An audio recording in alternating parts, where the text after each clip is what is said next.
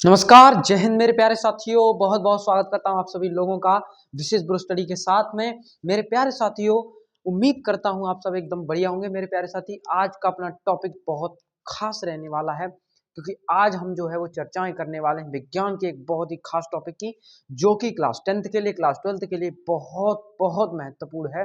और जितने भी कॉम्पिटेटिव एग्जाम जितने भी हैं प्यारे साथी, उन सब में भी इससे संबंधित क्वेश्चंस पूछ लेता है। मेरे प्यारे साथियों, इसका जो भी है पूरा का पूरा अभी के अभी पूरा क्लियर करेंगे। 15 से 20 मिनट लगाएंगे और पूरा का पूरा आपको समझाएंगे।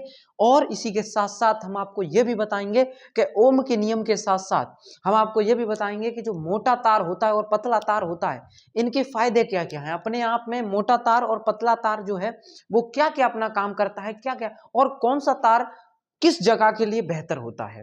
मोटा तार घर के लिए बेहतर होता है या नहीं होता, इन सारी चीजों के बारे में अभी हम चर्चाएं करने वाले हैं बेहद ही खास तरीके से। तो चलिए शुरुआत करते हैं। सबसे पहले मैं आपको यह बता दूं कि बोर्ड एग्जाम में भी इसको पूछ लेता है, क्लास 10th में और 12th में भी। इसी के साथ मैं आपको यह भी बता दूं कि न्यूमेरिकल के साथ मैं आप सभी को बताऊंगा, और आपको यह भी बताऊंगा कि अपने घरों में मोटे तार और पतले तार का किस तार का इस्तेमाल करना चाहिए।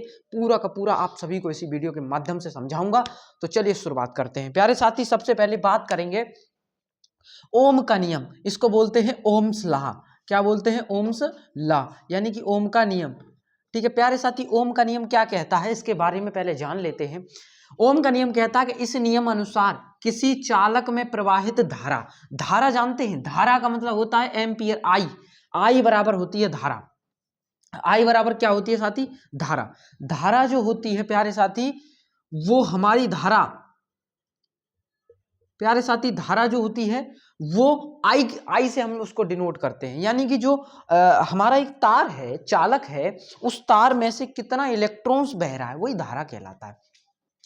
मेरे प्यारे साथी, उसके सिरों के बीच लगाए गए बोल्ट यानी कि वी, जो वी लगता है उसके सिरों के बीच में, किसी तार के, मान के चलिए कोई तार है, इस तार के इस सिरे और इस सिरे को देखूं, ये वाला सिरा और ये वाला सिरा, तो इन दोनों सिरों के बीच में कितनी वोल्टेज है, कितना वोल्ट इसको दिया गया है, वो वोल्टेज होता है। और ये समानुपाती होते हैं एक दूसरे के। यानी कि जो V है, मैं आपको इसका ट्रिक भी बता दूंगा याद करने का। ये बोर्ड एग्जाम में पूछा जाता है, क्लास 10th की साइंस के लिए बहुत बहुत जो है महत्वपूर्ण है मेरे प्यारे साथी, क्लास 10th की साइंस के लिए। आप ध्यान में रखें इस बात को। क्लास 10th मैं आपको लिख देता हूँ, 10th और 12th दोनों के लिए है। ठीक है, 10th और 12th दोनों के लिए ध्यान रखें। अब मैं बता दूं कि V जो समानुपाती है, क्या है भैया? समानुपाती। समानुपाती का मतलब होता है कि ये, इनका अनुपात हमेशा समान रहता है।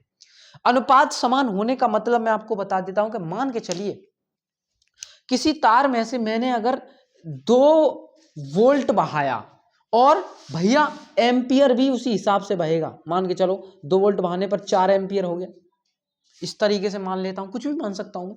अब ध्यान रखना, इसी तरीके से अगर ये 2 वोल्ट है, ये 4 एम्पियर दिया है, तो ध्यान रखना ये इन्हीं के दोनों के प्रभाव से ये आगे पीछे होते हैं, बढ़ते और घटते हैं इन दोनों के प्रभाव से, तो ये समानुपाती माना जाता है। इसीलिए सबसे पहले ओम का नियम बताता हूं, फिर उसके बाद इन तार के बारे में बताऊंगा आपको।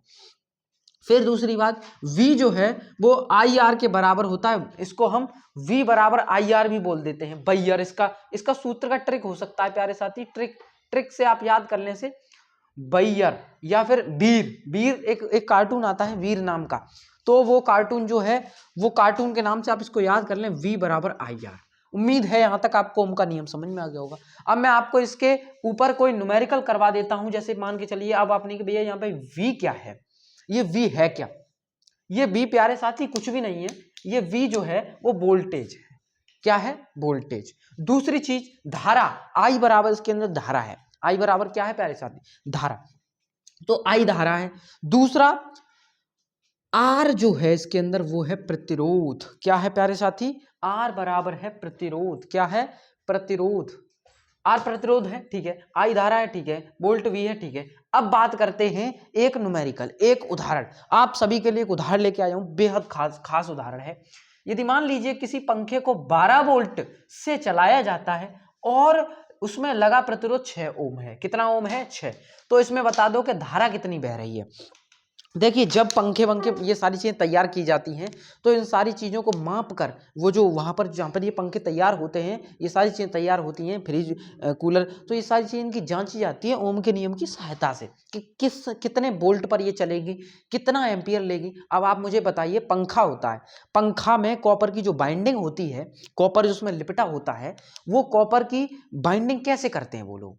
वो कॉपर की बाइंडिंग ऐसे करते हैं भैया कि उनको पता होता है कि हमें कितना कॉपर इसमें फेरे लगाने हैं जिससे हमारा पंखा सही से काम करे, तो वो ओम के नियम का ही इस्तेमाल करते हैं उसमें, ठीक है। वो पढ़े होते हैं, ऐसा कोई भी व्यक्ति नहीं है जैसे जो ITI की डिग्री होती है उसके बिना कोई भी व्यक्ति इन कामों को नहीं करता, वो सीखता उन चीज़ों को। अब बात करते हैं कि भैया सवाल पे आ जाते हैं, न्यूमेरिकल पर आ जाते हैं। अपना न्यूमेरिकल क्या कहता है प्यारे साथी? 12 वोल्ट, 12 वोल्ट, ठीक है। यानी कि इसमें दिया क्या है, मैं लिख देता हूं सवाल में, दिया है। सबसे पहले सवाल में आपको लिखना है, अगर न्यूमेरिकल आए बोर्ड एग्जाम में तो आपको इस तरीके से करना है। यदि किसी पंखे को 12 वोल्ट यानी कि V बराबर कितना है 12, ठीक है। दूसरी चीज, प्रतिरोध R लगा है 6 ओम। कितना ओम? ध्यान रखना, एक बात और आपको बता दूं, प्रतिरोध जो होता है उसका मात्रक जो है भैया वो होता है ओम में, और धारा का मात्रक एम्पियर होता है। धारा को एम्पियर में नापते हैं। समझ में आ रही है बात? तो यहां पर R बराबर है भैया हमारा 6 ओम। अब मैं लगाऊंगा, लिखूंगा ओम के नियमानुसार, यानी कि नियम के अनुसार। ओम का नियम क्या कहता है कि V बराबर IR, ठीक है। V, अब ध्यान रखना इससे 2-3 रिलेशन बन जाते हैं। पहला रिलेशन, दूसरा रिलेशन, तीसरा रिलेशन। पहला रिलेशन तो यही है, 2 रिलेशन और बनेंगे। 2 रिलेशन क्या बनेंगे, 2 संबंध क्या बनेंगे कि V बराबर IR था तो I बराबर भी V अपॉन R हो जाएगा, ठीक है। ये वाली चीज यहां से I जो है वो यहां निकलेगी और ये दोनों आ जाएंगे। एक सूत्र और, इसका प्रतिरोध का सूत्र भी निकल जाता है। क्या निकलता है? V अपॉन I, ये भी निकल जाता है। कई सारे सूत्र यहां से बनते हैं। सिर्फ हमें जो अभी जरूरत है हम उसका इस्तेमाल करेंगे। हमें जरूरत है भैया V, देखो V हमें दिया है, क्या दिया है? V हमें दिया है। निकालना क्या है भैया? I, तो I वाला सूत्र लगा लो, I बराबर, तो I बराबर V का मान भैया 12 और ओम R जो है प्रतिरोध दिया 6, तो 6 से 12 कट जाएंगे, 6 दूनी 12, तो भैया हमारी जो धारा निकल आई वो 2 एम्पियर निकल आई। यानी कि पंखे में जो धारा बह रही थी वो कितनी एम्पियर बह रही थी? एक सेकंड साथी, जो हमारे पंखे में धारा बह रही थी वो कितना एम्पियर बह रही थी भैया? 2 एम्पियर की बह रही थी। ओम जो था 6 ओम लग रहा था प्रतिरोध, यानी कि जो प्रतिरोध था। अब एक बात और याद रखना, आप ये नहीं समझ पाए होंगे कि प्रतिरोध है क्या आखिर में। मैं आपको बता देता हूं, प्रतिरोध कुछ भी नहीं है, नॉर्मली समझ लो। मैं बता देता हूं, देखो प्रतिरोध का मतलब है रुकावट। क्या है? रुकावट। रुकावट इतनी आसानी से बता रहा हूँ साथी, कोई भी इतने आसान तरीके से नहीं बता सकता। बिल्कुल बेहद खास तरीके से बता रहा हूँ, ठीक है, बेहद ही खास तरीके से। आई होप आपको समझ में आ रहा होगा, ठीक है। आगे बढ़ते हैं, चल। अब प्यारे साथी आ जाते हैं आगे टॉपिक पर। अब ये जो प्रतिरोध है उसका मतलब रुकावट हो गया भैया। अब मान के चलिए कोई तार है, ये तार है, तार के माध्यम से ही बता देता हूँ, ये पतला तार, ये मोटा तार। अब भैया तार तो तार है, अब यहाँ पर ये जो है वोल्टेज इसमें बहती है, इसके वोल्ट, और यहां से यहां तक जो है वो धारा बहती है इसमें, तार में ही तो बहती है धारा। इसी तार के भीतर लगता है प्रतिरोध। और एक बात ध्यान रखना, प्रतिरोध लंबाई और उस तार के क्षेत्र पर निर्भर करता है। यानी कि किसी भी तार का जो क्षेत्रफल है वो जितना ज्यादा या कम होगा उस हिसाब से प्रतिरोध में घटा बढ़ाव होता रहता है, ठीक है। इस बात को ध्यान रखना। अब आगे बात करते हैं, पूरा समझा दूंगा टॉपिक एकदम खास तरीके से। आवाज भी आपको मेरी साफ आ रही होगी प्यारे साथी, ठीक है। अब बात करते हैं, ये बात क्लियर है। अब आ जाते हैं भैया तार। मोटा तार का फायदा और नुकसान क्या है, और पतला तार, और इनका इस्तेमाल कहाँ कहाँ होना चाहिए, इनके बारे में भी समझ लो आप, ठीक है। सबसे पहले आ जाते हैं इस पर, मोटा तार का फायदा और नुकसान। देखिए मोटा तार, देखिए मैं आपको बताता हूं मोटा तार। प्यारे साथी होता क्या है? होता कुछ भी नहीं है, होता इतना है कि जो मोटा वाला तार है इसका प्रतिरोध होता है कम। कैसा होता है प्यारे साथी? प्रतिरोध इसका कम। अब प्रतिरोध जानते हो, यानी कि भैया जो मोटा तार होगा उसमें रुकावटें होगी कम, ठीक है, बिल्कुल ठीक, बिल्कुल ठीक है। अब भैया धारा भी ज्यादा बहती है। अगर मान के चलो हम किसी ऐसे रास्ते पर गए जो एकदम खाली है, लंबा चौड़ा है, तो आसानी से निकलेंगे ना, बिल्कुल आसानी से निकलेंगे। कोई रास्ता ऐसा है कि बहुत पतला, बहुत छोटा, बहुत चौड़ा, बहुत कम चौड़ा, ठीक। तो प्यारे साथी उस पर दिक्कत होगी, तो वो पतला तार है। बात इसी की करते हैं कि धारा ज्यादा बहती है। अगर मान के चलो हम किसी रास्ते में जा रहे हैं, तो रास्ता जो चौड़ा होगा उस पर आसानी से निकल जाएंगे, सारे काम आसानी से। लंबा चौड़ा होगा ना तो आसान। तो प्यारे साथी यहीं से आप समझ जाएं बात को कि मोटा तार जो होता है उसका होता है प्रतिरोध भैया कम। कैसा होता है प्रतिरोध?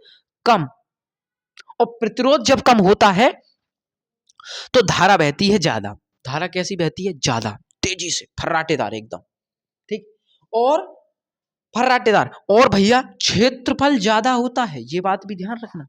क्षेत्रफल मतलब होता है एरिया, तार का एरिया ज्यादा होता है। अरे भाई कोई मोटा तार है, अरे जैसे इसी को ले लो, ये कोई पतला तार है, ठीक है, ये पतला तार है, और ये पतला तार है, माने चलो ये तार है कोई, तो ये इसका एरिया ज्यादा है, इसका क्षेत्रफल ज्यादा है, ये बड़ा ज्यादा है, मोटा ज्यादा है। तो इसीलिए साथी ये काम करता है। इसीलिए आपको पता होना चाहिए कि प्यारे साथी इसका जो इस्तेमाल है वो हम करते हैं कहां कहां करते हैं, आपको बता देता हूं।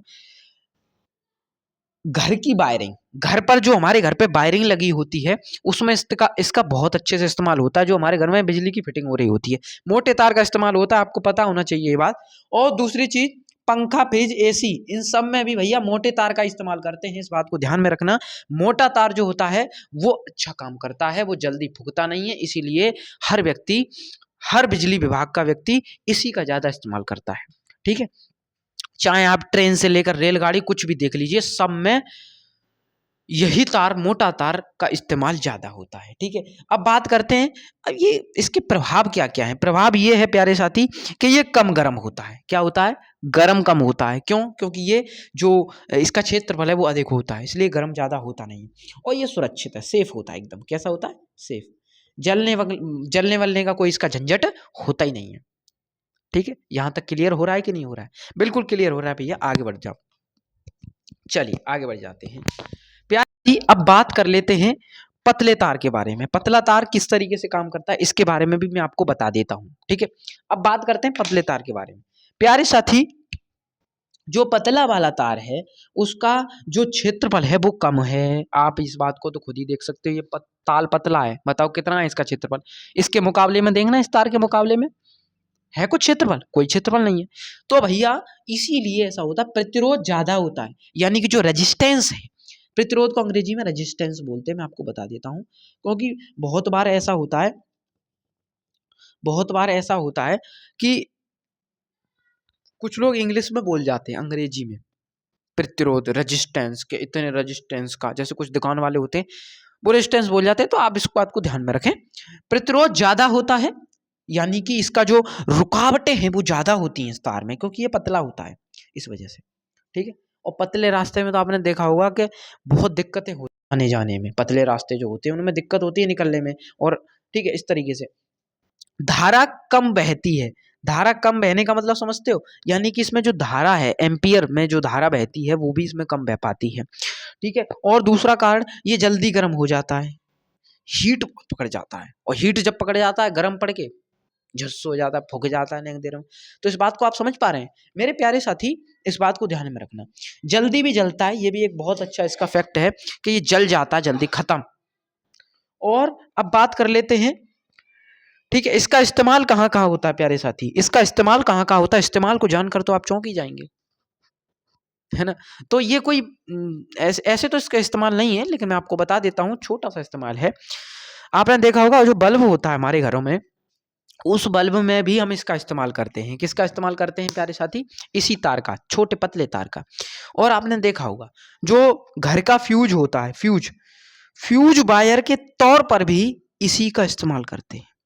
चाहे हमारी कोई, मान के चलिए कोई बड़ा जो लाइन हो, वहां पर जो फ्यूज लगाते हैं, फ्यूज का इस्तेमाल करते हैं प्यारे साथी। उसमें एक फ्यूज का तार लगाते हैं जो कि बहुत पतला होता है। अब वो क्यों लगाते हैं? फ्यूज का तार क्यों लगाया जाता है, पतला ही क्यों लगाया जाता है, इसका एक डिटेल वीडियो मैं आपको डाल दूंगा यूट्यूब पे, ठीक है। आप उसको देख लेना, अपना डाउट्स क्लियर कर लेना। और मेरे प्यारे साथियों, मैं आप सभी को फिर अंत तक बताना चाहूंगा कि बोर्ड एग्जाम की दृष्टि से बहुत महत्वपूर्ण टॉपिक है ओम का नियम। अगर आप इन चीजों को भी लिख देंगे उसमें उदाहरण के तौर पर कि इसका प्रतिरोध कम होता है मोटे तार का, पतले, तो ये बात भी आपको बहुत अच्छे नंबर सकती हैं। और इस बात को ध्यान में रखें, बहुत महत्वपूर्ण टॉपिक है। दोस्तों के साथ ज़्यादा से ज़्यादा शेयर करें। वीडियो को अगर पसंद आई तो लाइक करना बिल्कुल ना भूलें। दोस्तों के साथ शेयर ज़्यादा से ज़्यादा करें। इसी के साथ प्यारे साथी मिलते हैं जल्दी की एक और नई वीडियो में, खास वीडियो में। तब तक के लिए जय हिंद और जय भारत साथी।